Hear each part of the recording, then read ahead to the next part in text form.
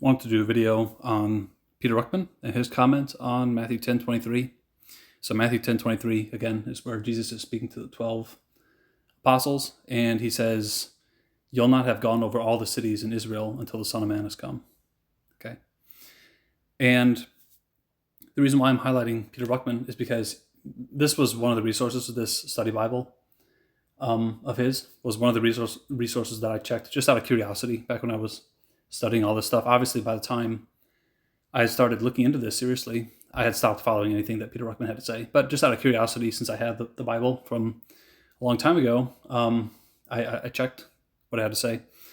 And his comment on the verse is, this verse is obviously a reference to the second advent. And I definitely agree with that.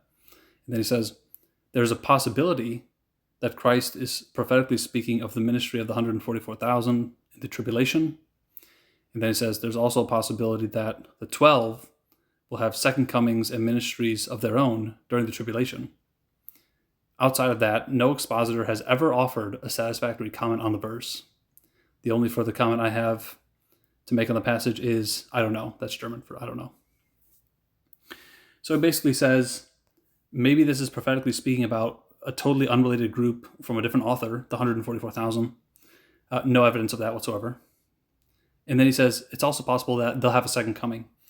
And beyond that, no one's ever offered a satisfactory explanation of the verse. And I don't know, is basically his conclusion. So basically, he has to come up with those two insane theories, because taken as it is, it's a failed prophecy, as I discussed at length in that other video that I did on Jesus' failed prophecies, where I discussed this. Notice he doesn't mention the very similar pronouncements made in Matthew 16, which I cover in that video, or in the Olivet Discourse, which I cover in that video.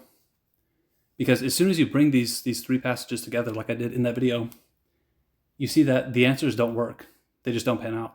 So just thought it was interesting seeing Peter Ruckman, who was, of course, known to call everyone else an idiot and stupid and foolish, admitting that he doesn't know. Well, the reason he doesn't know is because there actually is no satisfactory solution to this verse, and the other two passages as well. So, all right, that's all for that one. See you guys.